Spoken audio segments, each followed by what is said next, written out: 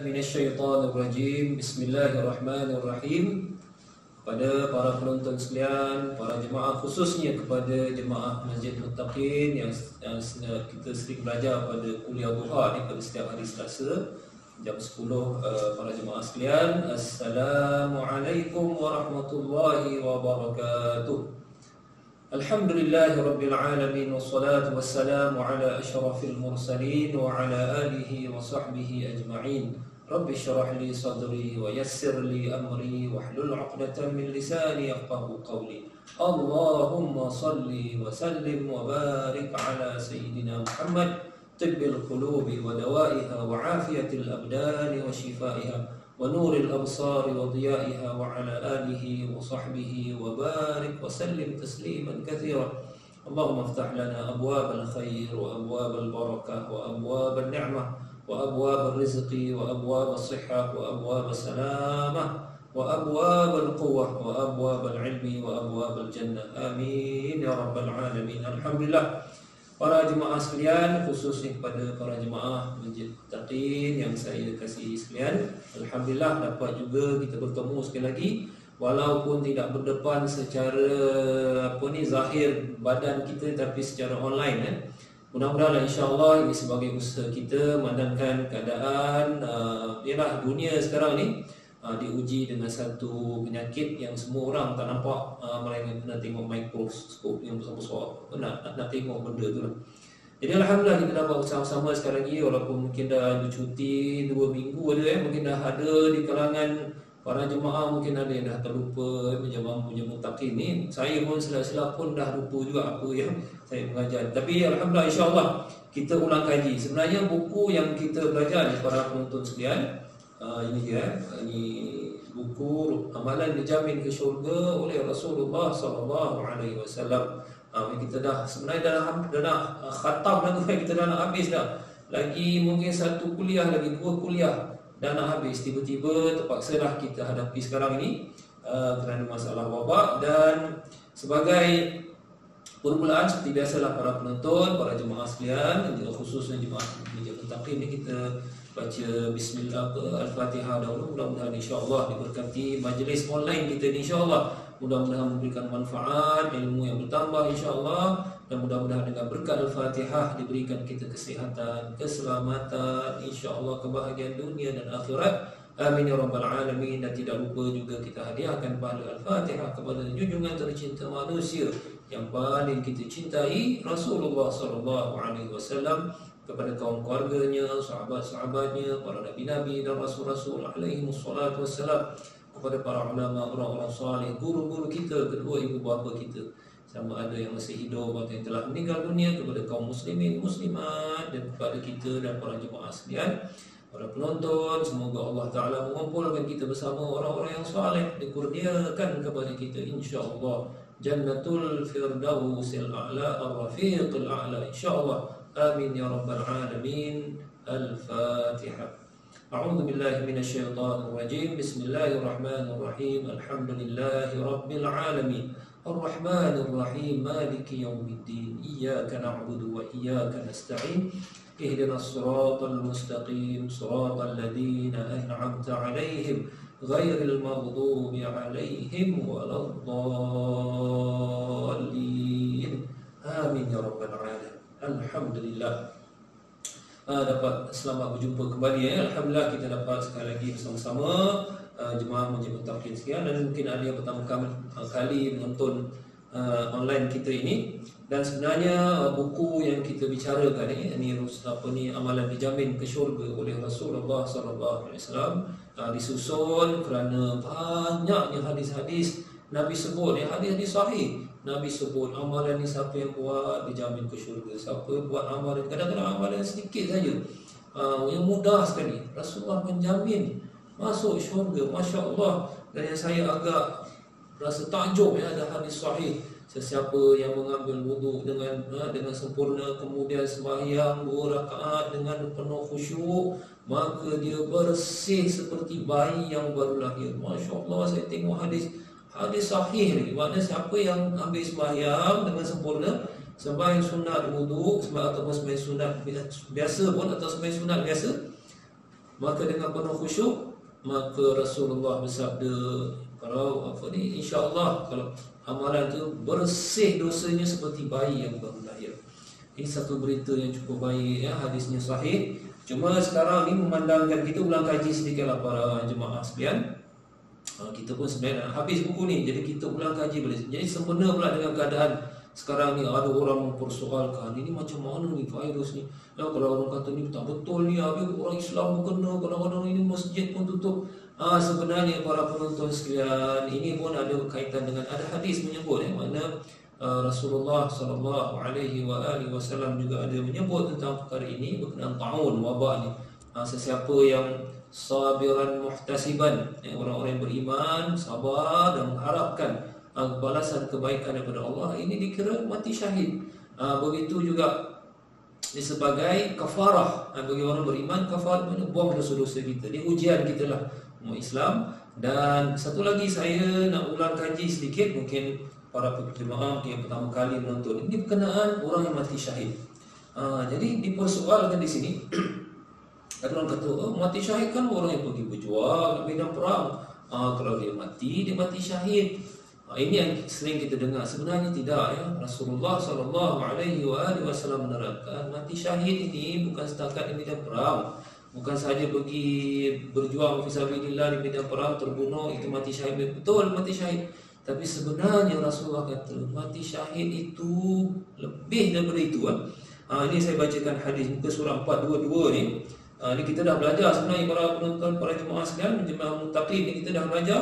Jadi kita ulang balik, kita refresh balik, kita ulang kaji balik. Ini supaya kita beri kita semangat Rasulullah kata apabila Rasulullah pernah bertanya kepada para sahabat tentang siapakah yang dikira orang yang mati syahid.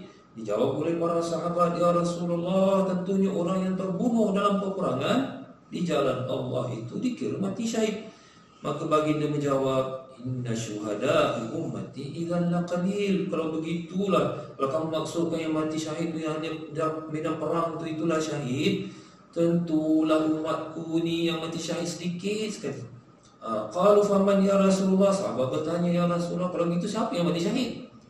Jadi baginda alaihi salatu wasallam menjawab, man qutila fi sabilillah fahuwa syahid. Siapa yang terbunuh ke jalan Allah ini dalam peperangan tentu mati syahid. Wa man mata fi sabilillah, dan sesiapa meninggal dalam menegakkan agama Allah, itu orang berdakwah dan sebagainya, menegakkan agama Allah atau mempertahankan agama Allah, dia pun dikira mati syahid. Wa man mata fi ta'un, siapa yang mati dalam keadaan kena sakit, wabak, penyakit, ta'un, fahuwa syahid, dia pun dikira syahid.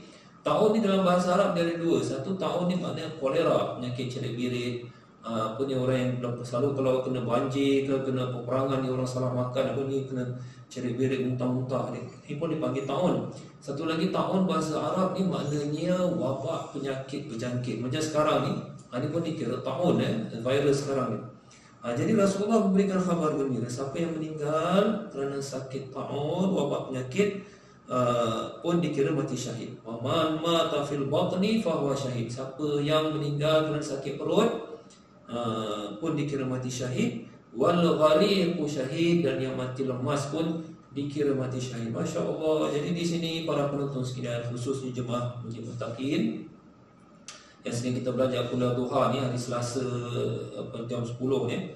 Maknanya mati syahid ni tidak hanya setakat orang yang mati berjuang fisabilillah, malahan orang yang maknanya berdakwah ke jalan Allah tiba-tiba dunia. Macam juga para jemaah sekalian mungkin nak pergi belajar, nak pergi menuntut ilmu agama, kadang-kadang nak keluar rumah, nak pergi masjid, pergi belajar.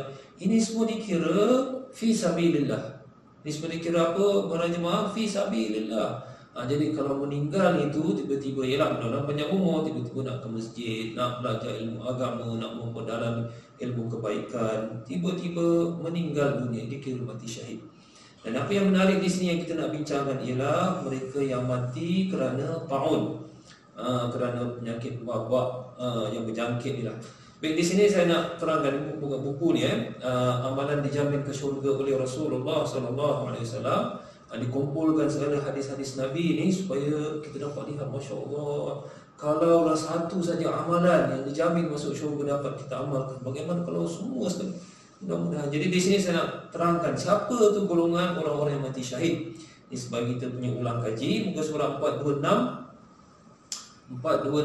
Maka di sini bolehlah dibuat kesimpulan bahawa mati atas sebab-sebab yang berikut ini insya-Allah adalah dikira sebagai mati syahid, iaitu pertama, berhijrah dalam menegakkan, memelihara agama Allah. Kedua, orang yang berjaga-jaga mengawal benteng di jalan Allah. Ketiga, orang yang menuntut ilmu kebaikan. Yang keempat, berdakwah di jalan Allah. Yang kelima, menyeru kepada kebenaran. Yang keenam, meninggal akibat penyakit ta'un atau kolera, penyakit berjangkit. Yang ketujuh, meninggal akibat sakit perut seperti kembung, busung perut, keracunan, buang-buang air dan sebagainya.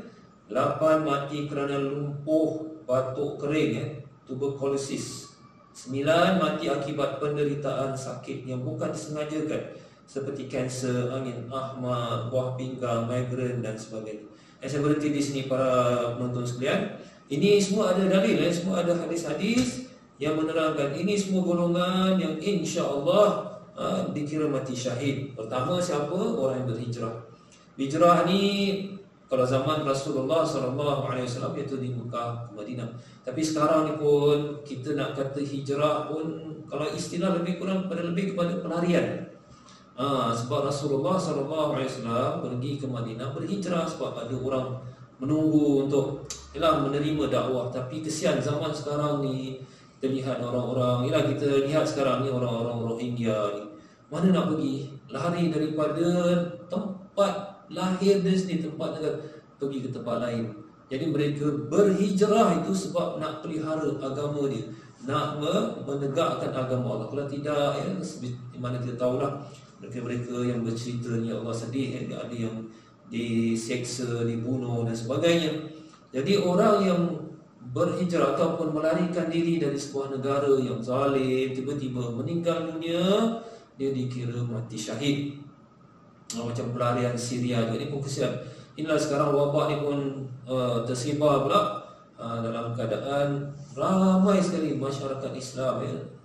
Ini bangsa-bangsa bersatu telah memberitahu yang paling ramai jadi pelarian sekarang ini adalah orang Islam. Jadi antaranya Rohingya, pelarian Syria ni, Palestin pun aja masih lagi ada pelarian yang, dan begitu juga di Yaman juga kesian ni budak-budak sampai tak ada ubat dan sebagainya. Macam mana dalam keadaan ini pun mereka bukan lockdown kesian.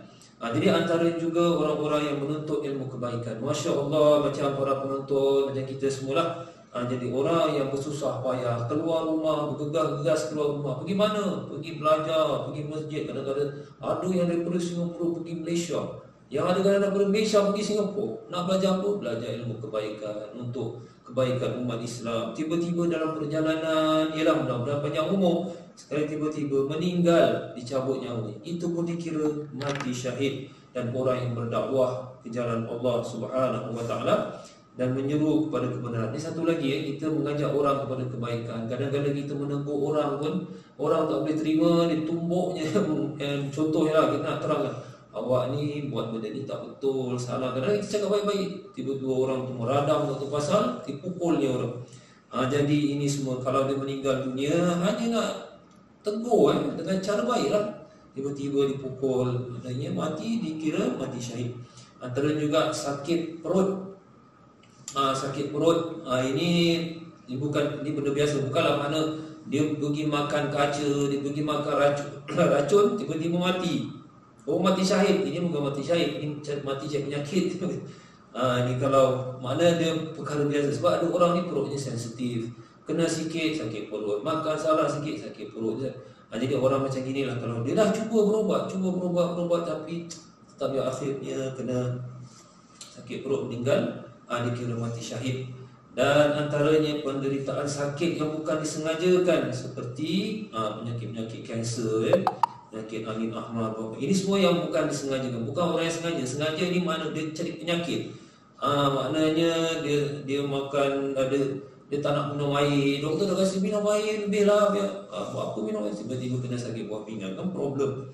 begitu juga darah tinggi dan sebagainya. Jadi ialah masing-masing kalau dah kena, ialah insyaAllah kalau dah kena pun dah menyesal, alhamdulillah, mudah-mudahan kita cuba berubat, mudah-mudahan apa-apa pun kita mengharapkan rahmat pengampunan daripada Allah Ta'ala. Ini antara orang-orang yang dikira mati syahid. Seterusnya muka surah 427, ini kita ulang kaji kepada para penonton yang pertama kali lihat online ini kita belajar berkenaan siapa orang mati syahid. Sebab masyarakat kita ni, bukan sebelum saya nak teruskan bacaan, ada di kalangan kita ni orang-orang Melayu, dia tengok orang sakit saja, dia bukan nak kasih doa ke, nak kasih perangsang ke. Dia tengok orang sakit di hospital, dia kata, ni lah, degil sangat, kena balak, biar cepat. Ini apa benda pula. Sedangkan kalau kita lihat nanti, banyak benda-benda yang Rasulullah beri khabar gembira. Ada orang sakit macam ini, ada orang sakit macam ini. Dia kalau meninggal, dia kira mati syahid. Sebab itu, kalau orang-orang Arab ni, sebagusnya orang Arab kalau dia jumpa kawan-kawan orang Islam sakit, dia cakap baik-baik, tahurun insya-Allah, dia kata orang Arab, tahur, bersih insya-Allah. Dulu saya pun tak tahu juga, datang orang Arab, saya tengah tak sihat, dia kata tahur insya-Allah, bersih. Dalam hati saya, bersih apanya? Rupanya maksud dia ialah kita ni kalau kena sakit, dibuang dosa-dosa kita, dibuang kita punya dosa-dosa, dan mudah-mudahan kita bersih daripada dosa. Itu maksud tahur, bersih insya-Allah. Jadi masyarakat Melayu ni nak perlu dididik, lidah ni janganlah cepat mengata terus dia kena balak, ni dah ada sampai cakap, dia kata dia nak mam nanti biar cepat mam ke apa. Ini kata-kata yang tidak baiklah. Kena balak, kena musibah, jahat pula, jahat dengan aku lagi, pada muka, masuk hospital, besok-besok, ni kubur dah siap. Tak boleh lah cakap yang gitu. Baik, kita lihat lagi, siapa lagi orang-orang yang mati syahid? Antara yang mati syahid, muka surah 427 ni, 427, antara yang mati syahid yang ke-10, mati tenggelam seperti lemas kapal karam, terjatuh di laut dan sebagainya. Ke-11, mati terbakar. 12, mati tertimpa runtuhan seperti akibat gempa, hujan lebat, tsunami dan sebagainya. 13, mati terjatuh dari kenderaan, termasuk juga terjatuh dari bangunan, dari tempat tinggi dan jika dilanggar kenderaan dan sebagainya. 14, akibat mengandung, iaitu wanita yang hamil, termasuk juga insya-Allah jika mati selepas bersalin. Ke-15, mempertahankan hartanya kerana dizalimi, termasuk juga tanahnya yang dirampas. 16, mati kerana mempertahankan nyawanya seperti diserang orang atau hendak dianiaya orang. 17, mati kerana mempertahankan agamanya, contohnya dipaksa untuk menukar agama, akhirnya dibunuh kerana menolak permintaan. 18, mati kerana mempertahankan keluarganya, seperti diceroboh orang lain lalu dibunuh. 19, mati kerana mempertahankan kehormatan dan haknya. Ini banyak berlaku di negara-negara yang zalim pemerintahannya, seperti negara komunis dan sebagainya. Ke-20, insya-Allah mereka yang mati disengat binatang atau dibaham binatang buas dan sebagainya. Saya berhenti di sini. Jadi ini antara contoh-contoh para penonton sekalian, orang-orang yang dikira menurut hadis, bukan buat ni reka-reka ni, daripada hadis. Insya-Allah orang-orang yang dikira mati syahid, yang antaranya orang yang tenggelam kapal karam dan sebagainya. Macam ini dulu sikit hari kan kita pernah dengar ada satu kapal feri budak-budak Korea ni, budak sekolah Korea. Jadi itu ialah mereka pun walaupun tidak beriman, wallahu a'lam lah, itu budak-budak yang dikira. Jadi kapal feri itu tenggelam, kesian sampai kan ada saya lihat yang budak tu dia sempat lagi hantar mesej dengan mak bapak dia di dalam feri. Dia dah nak karam, dia kata apa, cakaplah kesian dia, pasal anak meninggal. Jadi sampai mak bapak dia tunjukkan dia mesej anak dia dah meninggal dalam feri. Jadi ini kalau berlaku pada orang-orang Islam, dia dikira mati syahid, mati tenggelam, kapal karam, terjatuh di laut dan sebagainya. Jadi antaranya juga ditimpa runtuhan. Ini kalau berlaku gempa lah selalunya. Kalau berlaku gempa ataupun apa-apalah, tanah runtuh macam pernah berlaku di negara jiran, rumah flat tinggi-tinggi, sekali tak tahu lah apa, tanah dia tak betul, bangunan runtuh. Saya pernah lihat dulu di Mesir apabila berlaku gempa tahun 1990 berapa saya tak ingat, berlaku gempa. Jadi saya ada lihat jugalah ada rumah habis runtuh jatuh. Jadi ada orang-orang yang kesian. Jadi di sini orang-orang yang tertimpa runtuhan ni, kalau mengikut hadis, mereka dikira mati syahid. Begitu juga orang yang mati akibat macam inilah tsunami, runtuhan kerana lautan masuk dekat kawasan rumah-rumah tu habis semua, maka dia dikira mati syahid. Macam juga hujan lebat. Jadi ini para penonton sekalian, kita kena fahamlah makna mati syahid. Janganlah kita salah faham. Ini bila orang kena gempa, orang kena tsunami semua kena ini semua, kena balak semua, kena jahat. Jadi jangan cakap macam itu. Ini Rasulullah berikan khabar gembira, ini orang-orang yang mati syahid. Antaranya juga terjatuh dari kenderaan, dilanggar kenderaan. Ini bagi mereka yang bawa kereta betul-betul lah. Tapi kalau drink drive tu tak masuk lah. Dia dah mabuk, dia dah minum arak, dia pun bawa kereta, sekali aksiden mati pula. Takkan nak kata mati syahid. Ini bukan mati syahid, orang kata ni mati katak. Kan? Pasal dia apa, dia mabuk, lepas tu dia langgar orang, dia kena langgar, dia mati. Jadi yang maksud di sini ialah dalam keadaan biasa. Kadang-kadang kita tengok orang hantar-hantar WhatsApp ni, tak tahu kerana kat kereta kan ada video. Jadi tunjuk ada yang satu, kesian tak silap dulu ada orang Singapura, satu family bawa kereta, tengah jalan-jalan, tiba-tiba lori yang datang dari arah sana, tiba-tiba dia masuk ke lorong ke sana. Lepas tu kereta ni yang ada family diheret dengan lori pasir, diheret sampai habis, meninggal kadang. Jadi orang-orang ni semua dikira mati syahid. Jadi para penonton sekalian, para jemaah kita, sebab tu Islam ni mengajar kita apa? Biar ada positif lah. Melihat apa yang berlaku ni sentiasa bersikap positif. Inilah sifat Rasulullah sallallahu alaihi wasallam. Melihat kaum musyrikin, orang yang jahat, kutuk musuh, tetap Rasulullah tenang, yang positif, think positif. Kalau kita sudahlah, kalau kita berdakwah ni lebih kurang dah start musuh, orang lempar batu, sudahlah, retire sudah, tak nak. Tapi Rasulullah sentiasa bersikap positif. Bagi orang-orang Islam yang ditimpa ujian macam ini, kalau meninggal dikira mati syahid. Antaranya juga orang yang mengandung, wanita yang hamil mengandung, ini pun dikira mati syahid. Tapi itulah kadang-kadang orang Melayu kita ni pula, kalau wanita hamil meninggal dunia, dia jadi lain pula. Depan jadi abila-abila, dia jadi kuntilanak lah, macam-macam lah. Dah lah gitu, dia siapkan paku lagi, sialah. Dia ketuk kepala dengan paku, boleh jadi cantik balik. Jadi ini benda-benda yang berkenaan, jangan kita lah pandang serong lah. Wanita meninggal ketika hamil lah, kita fikir bukan. Sedangkan Rasulullah anggap sebagai mati syahid. Dan antaranya mempertahankan hartanya, agamanya, nyawanya, dan mempertahankan keluarganya, kehormatan dan sebagainya. Jadi yang seterusnya iaitu mereka yang disengat binatang ataupun dibaham binatang buas pun dikira mati syahid. Ini kadang-kadang ada orang jalan lah, kita alhamdulillah mudah-mudahan tak ada. Ada orang di negara, saya pernah lihat satu negara tengah jalan kat pintu kat mana lah, sekali ada binatang buas serang lah, dia habis mati. Jadi dalam Islam ni dikira mati syahid. Baik, apa dalil semua ni? Sekarang orang-orang sekarang kalau tanya benda ni, mesti nak dalil. Apa dalil? Apa dalil? Okeylah kita baca. Walaupun mungkin kita ada masa beberapa minit saja lagi, tapi kita teranglah apa dalil-dalilnya. Baik, muka surat 428, apa dalil dia? Adapun dalil-dalil dari apa yang telah disebutkan ini, sebahagiannya telah diterangkan sebelum ini dan selainnya adalah seperti berikut. Pertama, Sulaiman bin Surad berkata kepada Khalid bin Urfutah radhiyallahu anhu. Ada riwayat menyebut bahawa Khalid berkata kepada Sulaiman, apakah engkau pernah mendengar Rasulullah sallallahu alaihi wasallam bersabda, barang siapa yang meninggal kerana sakit perut, maka dia tidak akan disiksa dalam kuburnya.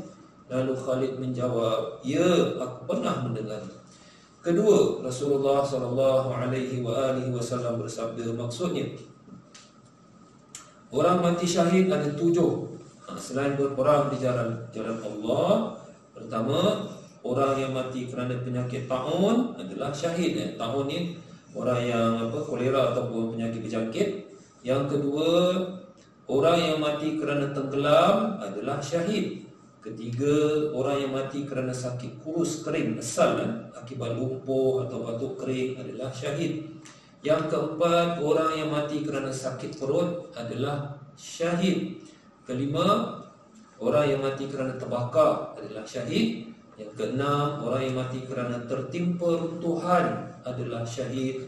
Yang ketujuh, wanita yang mati dalam keadaan hamil adalah syahid. Yang ketiga dari Uqbah bin Amir radhiyallahu anhu bahawa Rasulullah sallallahu alaihi wasallam bersabda, "Man sara'a 'an dabbatihi fa huwa syahid." Artinya sesiapa yang mati terjatuh dari kenderaannya maka ia adalah syahid. Para penonton sekalian rahimakumullah, para jemaah. Jadi ini antara dalil-dalil sebenarnya ada lagi lah kalau nak baca mungkin tak cukup masa. Di antara banyak dari dalil menunjukkan apa yang telah dibincangkan di sini. Orang yang mati syahid ini bukan hanya di medan perang, tapi apa sahaja yang disebut dan disampaikan oleh Rasulullah SAW tadi, ia semua dikira mati syahid. Ini antara yang agak saya takut, antara yang takut sekali yang mati syahid ini mati terbakar. Mati terbakar ni antara yang kira ngeri jugalah. Yang terbakar dan dikira mati syahid. Dan juga kadang-kadang ada orang sakit kurus kering pasal tak makan. Ni kadang-kadang orang yang kena tawanan perang. Biasalah orang yang kena tawanan perang ni sampai tak makan, tak ada sampai mati. Kadang sejarah kita tengok di waktu perang Jepun dulu Ini semua ialah kalau dia orang yang beriman, kalau dia sabar, dia kira semua mati syahid. Baik para penonton sekalian rahimakumullah, kita dah penghujung kita punya online pengajian ni. Jadi insya-Allah para jemaah Masjid Muttaqin ini sebagai first time lah online untuk jemaah sekalian Muttaqin. Mudah-mudahan masjid kita ni, masjid semualah dilindungi Allah Subhanahu Taala. Mudah-mudahan dapat dipermudahkan untuk kita dapat bersama-sama berjamaah sekali lagi di masjid-masjid di Singapura insya-Allah. Amin ya rabbal alamin. Jadi sebelum kita akhiri kuliah kita, marilah sama-sama kita berdoa, berzikir kepada Allah Subhanahu wa taala sebagaimana yang diajarkan oleh baginda alaihi salatu wasalam. Zikir yang mana Nabi ajar telah dibaca pada siang hari 3 kali ini tidak memudaratkan apa-apa. Kalau dibaca pada malam hari tidak memudaratkan apa-apa. Apa dia zikir dia? Para jemaah mungkin ramai yang tak hafal. Bismillahilladzi la yadurru ma'asmihi syai'un. Dengan nama Allah yang tidak akan memberi mudarat apa-apa dengan nama Allah itu di bumi dan di langit. Wa huwas samiul alim, dan Allah itu Maha mendengar lagi Maha mengetahui. Jadi kita baca sama-sama 3 kali dengan ya Allah, mudah-mudahan tidak memberikan kita mudarat apa-apa pun, malapetaka, bencana, musibah, penyakit berjangkit, insya-Allah mudah-mudahan diberikan kita kesihatan, keselamatan, kebahagiaan hidup dunia akhirat. Amin ya rabbal alamin. Kita baca sama-sama. A'udzubillahi minasyaitonirrajim. Bismillahirrahmanirrahim. Bismillahilladzi لا يضر مع اسمه شيء في الأرض ولا في السماء وهو السميع العليم بسم الله الذي لا يضر مع اسمه شيء في الأرض ولا في السماء وهو السميع العليم بسم الله الذي لا يضر مع اسمه شيء في الأرض ولا في السماء وهو السميع العليم بسمك اللهم سبحانك اللهم وبحمدك أشهد أن لا إله إلا أنت أستغفرك وأتوب إليك ربنا تقبل منا إنك أنت السميع العليم وتب علينا إنك أنت التواب الرحيم واختم بالصالحات أعمالنا وآجلنا يا الله يا كريم